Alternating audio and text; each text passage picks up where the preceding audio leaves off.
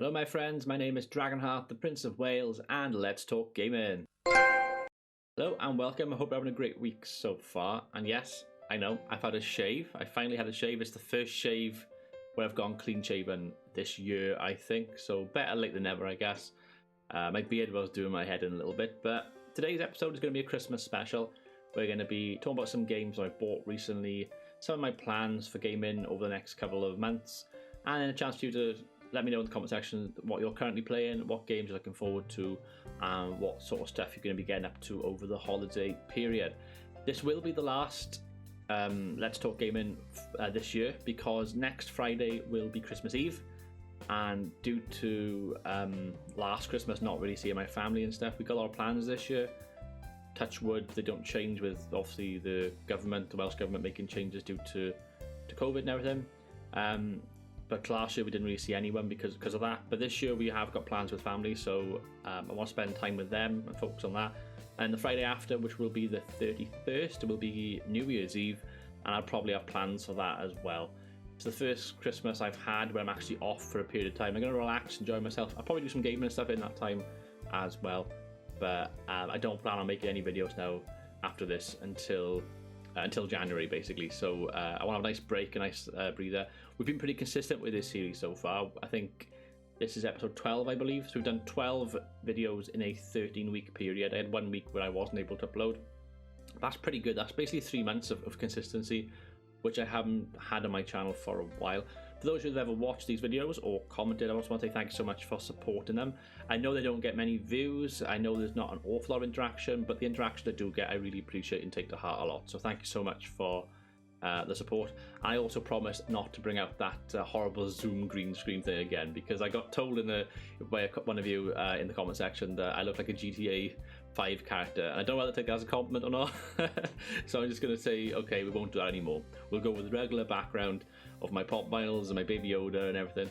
I do actually have 2 new pop vinyls as well, just above my Mirage one, but it's a little bit blurry, but I've got Jacob Fry, who I've been after for a while, and I found him in one of my local stores in the town that I go to often.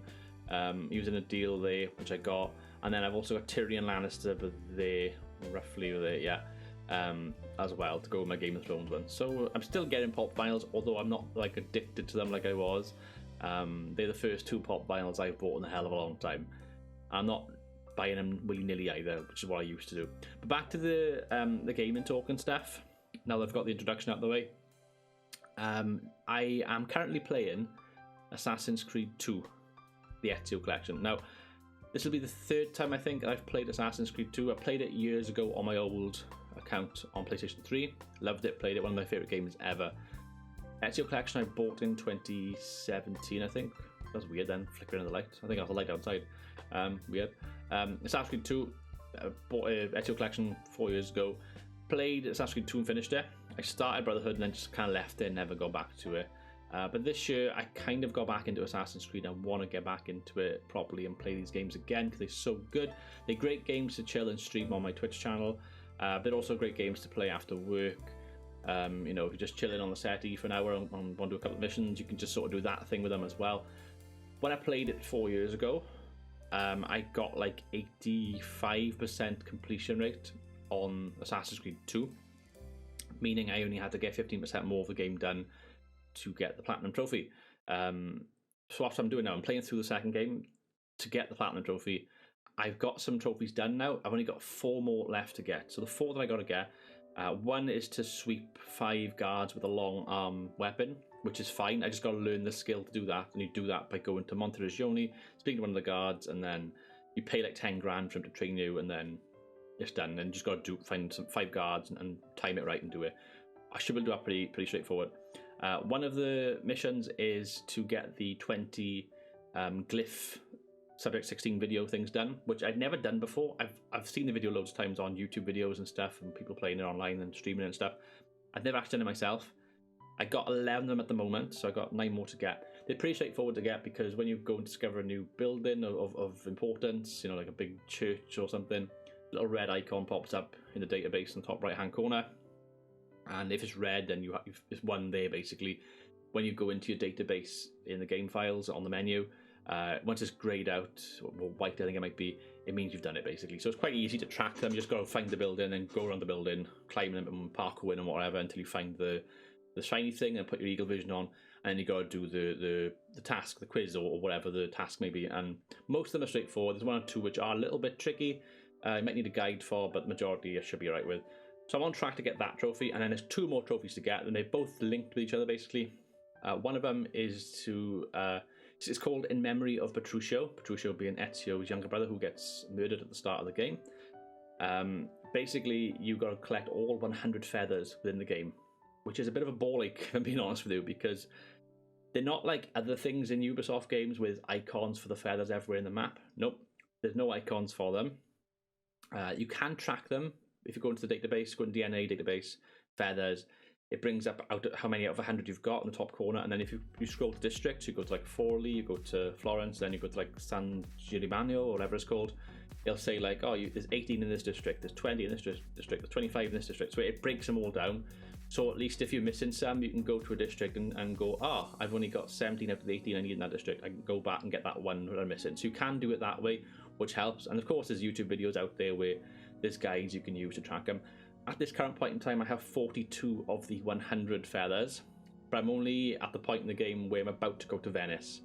So I'm about halfway through the game, and I got 42 but the 42 I've got are 42 of 42 that I've got to at that stage. I've cleared Florence completely, I've cleared Tuscany completely, and I've cleared Monteriggioni completely. So I've got all the feathers in those regions. I know I'm up to date with the feathers, so anything else I get now is, where I'm going, basically, which is great.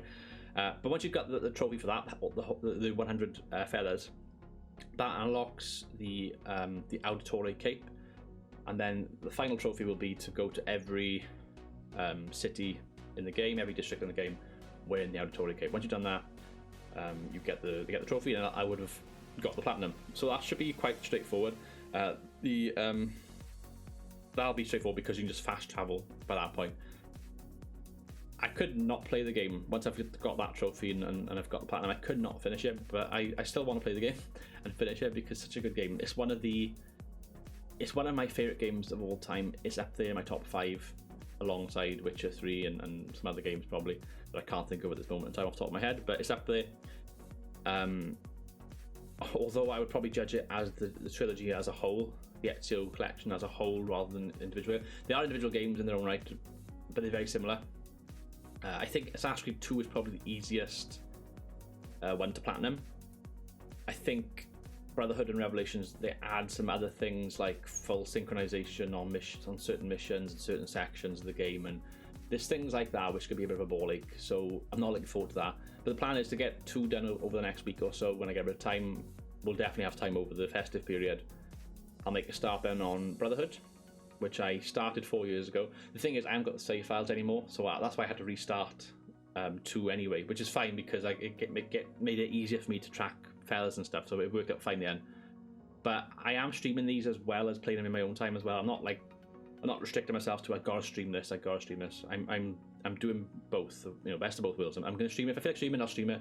I got a new headset for streaming now on the PlayStation, so that's good. It's on PS5. I'm streaming as well, so it's the best quality frames per second, graphically enhanced, whatever version of Assassin's Creed you can play on console, pretty much. So I'm really happy I'm getting playing the elite sort of version of these games now. These games are old. Like, they came out in 2009, 2010, 2011, around that kind of time period. And then I think 2016 was when the remaster Ezio collection came out. So yeah, I'm going to play the 3 of them. Probably take me up to February, March time next year. Might not be that long. Depends how much time I get on my hands, but I'm on track to get a platinum on 2 anyway, and then I will try to get the remaining platinums. But the story is so good on these games; it's really good, and this is going back into Assassin's Creed, which is great. Now, the next thing I'm going to talk to you about are games I bought recently, and it's going to be a bit of an awkward silence for some of these purchases because it's like, why did you do that? So, I bought FIFA 22. Yeah, I know, kill me. I bought FIFA 22 on PS5. I'm a sucker. I love football. I love football games. I feel like PES and FIFA, though, have both kind of gone downhill lately. And Football Manager, as great as that game is, it's the same game every year. I just don't want to sit on my PC, pay 40 quid for it, get like spend hours on end getting all the face packs and logos and stuff, and then not do anything with that game, which is what I did last year, which is why I'm not buying another Football Manager game for a while now, not until they make significant changes. So I'm going to give it a few years, I think. FIFA I stayed away from last year. I did play FIFA 20 briefly, bought it secondhand, cheap, played it for a couple of months, and then I sold it and I got my money back. So that was the last time I played FIFA. And PES, I played PES 20, that was pretty good on PlayStation. Played PES 21 on PC because I had a free code sent to me, and that was okay. But again, I had to mod the hell out of it to make it decent. FIFA, I wanted to play the next gen FIFA because I got a next gen console now. I wanted a game that I could just sit back and not think about things, just play a career and stuff. So that's why I bought it. So yeah, that's just going to be my chill game when I just don't feel like doing anything or anything, just playing a few matches and just chilling in a career mode or something. I don't play online, I just play offline career stuff. So that's why I bought that. The next two games I bought, because I've been talking about Assassin's Creed most of this video, are Assassin's Creed games, even though I sold them. I think I'm basically, the video I made a few weeks back where I talked about all of the games that I sold, I think I'm just slowly going through that list and rebuying the ones I sold. I swear, I feel like that's what I'm doing. Assassin's Creed Valhalla. I've recently ordered Assassin's Creed Valhalla. It hasn't arrived yet. It's going to arrive in the next day or two, I think. It's the PS5 version and it's £22. I saw that on Curry's and I was like, that's a really good deal for a PS5 game. It's only been out a year. Oh, should I get it? And then I bought it because I wanted to expand my PS5 library. That was the one thing I wanted to do. But I also feel like I didn't give the game enough of a chance. I think I felt like I was too quick to judge it and I dismissed it quite quickly and got rid of it. But again, I feel like it's the sort of game that I could just sit down for like an hour or two, do 2 or 3 missions, and then put it away for a week, and then bring it back out. And when I'm in the mood again, I'll play another 2 missions, and just play it for like 6 months like that. I feel like it's the type of game that I could do that, and I'd quite enjoy it.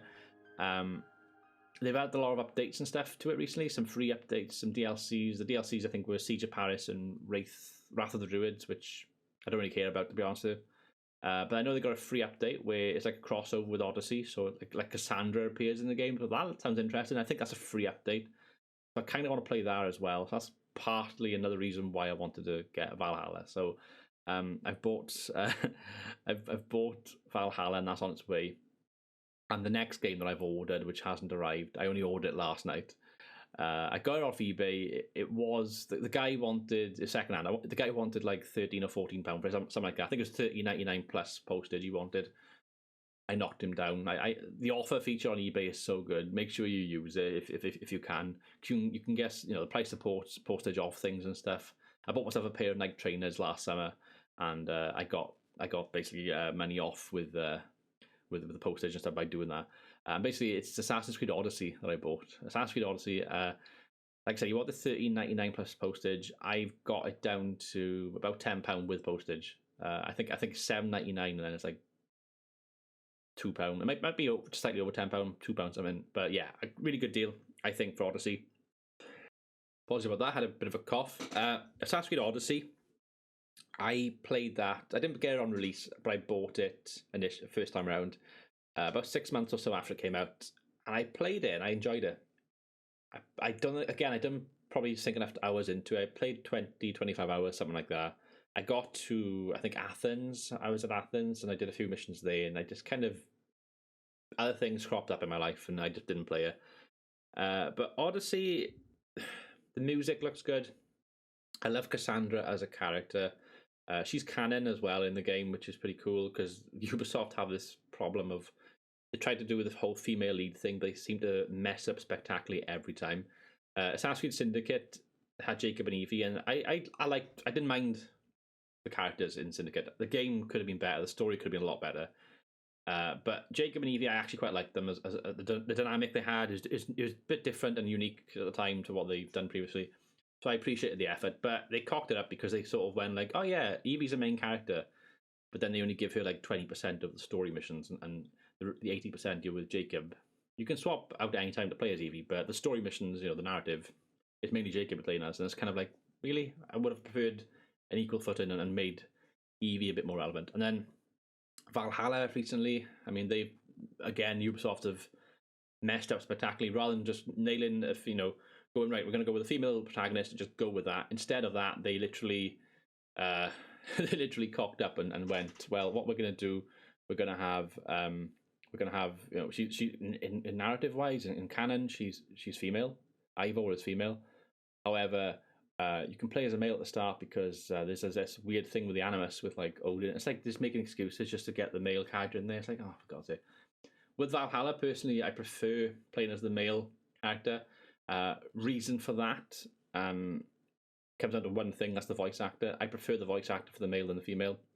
I feel like the female voice actor in Valhalla, when I played it before, was too forceful with her delivery, whereas I preferred the sound of the male voice actor. Then it works in reverse in Odyssey. I feel like Cassandra's voice actor is far better than Alexios. I feel like Alexios is too stereotypical. He's like, I am Alexios, oh. And I feel like his voice isn't distinct. It sounds a lot like the other NPCs in Odyssey. Whereas Cassandra, I can feel her personality a bit more in her voice and delivery and everything. So that's why I prefer Cassandra. But yeah, so I've bought Odyssey again. I feel like I'm gonna go on record here, right? Is Assassin's Creed Odyssey a good Assassin's Creed game? No, it doesn't really do much in Assassin's Creed at all. The stuff it does do, I think, is linked to like DLCs and stuff, which is like, oh, really, you know, thank you, Ubisoft, looking for the money again. Is Odyssey a good video game? I would say probably yes. It's decent enough. So, I mean, all three of these newer games, Origins included, do suffer with the games being quite grindy, taking a long time to complete, that sort of thing. But I think the games, I think Odyssey, you know, out of the three, I think Odyssey's probably the better one. I quite enjoy playing as just chilling, you know, doing some mission stuff. Again, like what I said about Valhalla, I can see me doing that and doing a few streams and stuff as well. So I bought the two of them. I've got pretty good deals, I think, for both of them. Odyssey's PS4, but it is upgraded to PS5, free update. So I'll be getting the free update. We get I think it's the 60 frames per second update thing and whatever. So that's pretty cool. They haven't actually released a standalone PS5 version, but you get it free anyway with the PS4 version, so that's fine. So I'm looking forward to playing those in the future. I see them as investments. There'll be videos that I'll do. There'll be games I'll play next year, definitely, when I get a chance. And I've got Jedi Fallen Order to play. I want to do another playthrough of that, because again, I felt like I rushed through that game because I wanted to get done before New Year's a few years back, and then I just sold it straight away then, and I could have actually stank more time into it and played a bit more of it, I think. So I got that to play. I got Guardians of the Galaxy to play. That's going to be next year. It's going to be fun. I watched a review of that recently, and it really surprised me that they said somebody who I watch online who does like long form critiques, reviews, that type of thing. Luke Stevens, his name is, really good American chap who does these videos. And he said in his video, he did like a end of year awards thing, and he basically said he picked 4 games for his narrative of the year, and he picked Guardians of the Galaxy as his narrative of the year. So that's filled me with a lot of hope for this game, because I know the reviews have been a bit mixed. Some are good, some are bad. So I'm looking forward to playing it because the narrative looks good. So I love narrative games. That's kind of why I'm drawn towards. Why I love games like Heavy Rain and Beyond Two Souls, because you get to focus more on the story with those kind of games. So yeah, that should be fun. I got that to play. I've also got Control Ultimate Edition to play, which I had free. I mentioned that on the channel a few months back. I have a big backlog growing all of a sudden on console. I'll be playing Apex throughout the holiday season. If people are online, like my friends, like Rexus or Tsunami, Kahuli, people like that, Key, you know, I'll jump in and play a few games to them. But I can sort of take it and leave it as well. Like, for example, yesterday was Monday. I was tired. I wasn't really feeling it. Panda wanted to play it. I didn't. So Panda jumped on the PC. She played with Tsunami and Rexa. So I didn't play it. I watched a couple of videos on TV, on my TV in the room. And then I went upstairs, went on the weights. And I trying to get back into exercising again. So I did that. Some days I just don't feel it. Apex is the sort of game where you got to be in the mood.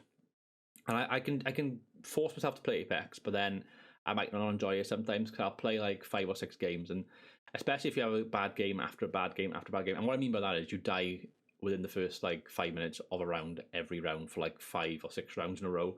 By that point, you've been playing for like an hour and you just think to yourself, I'm done. I can't be asked to play this game.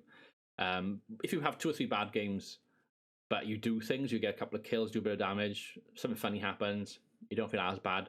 And if after like the third or fourth game you have a really good round where you get to like the final 5, final 4, you've won 1 or 2 fights when that sort of thing happens, especially when you go to like Fragment and places like that, you feel quite good about yourself. It's like, oh, okay, I feel better now. But yeah, sometimes I have to force myself to play it. Sometimes I want to play it. It's one of those games I can take or leave it. But I got it installed on the PC and on the PlayStations if I want to ever play it. So I've got that going for it as well if I want to. I'm trying to think of anything else I want to mention. It's going to be a big update. We're on 20 minutes already, roughly. So let me know what you're playing over the holiday season. It'll be interesting to see. Like I said at the start, there's not going to be any more videos now in this series until January, and I have a few weeks away from it. I want to focus on my my health as I cough there. Focus on my health a bit more. Get back into kind of looking after myself really, because mentally and physically I'm not really at my best at the moment. I've gone through a lot of stressful things IRL outside of YouTube and everything, you know, my real life things, which hasn't really helped. My eating habits are terrible at the moment. I eat a lot of fast food stuff. I don't eat any fruit, and I should. I quite like fruit. I like bananas. I like apples. You know, I like strawberries. I'll eat an orange. You know, I don't like the pips and oranges, but I will eat those kind of things. I never do though. And then like I'll drink fizzy pop quite often. Like all weekend, I've been drinking bottles of Diet Coke, which is fine in moderation, but I want to get back to kind of feeling good about my body again. So I'm gonna try and do a bit of exercising, try and look after myself a bit more mentally and physically. It's difficult, but I just want to try my best. You know what I mean? So I'll spend a few weeks focusing on that kind of thing now. Go from there, and then we'll come back again in the new year with some more videos. Anyway, guys, I've been DragonHeart. Thanks so much for watching. Have a lovely Christmas and a lovely New Year, and I'll see you in January. Bye for now.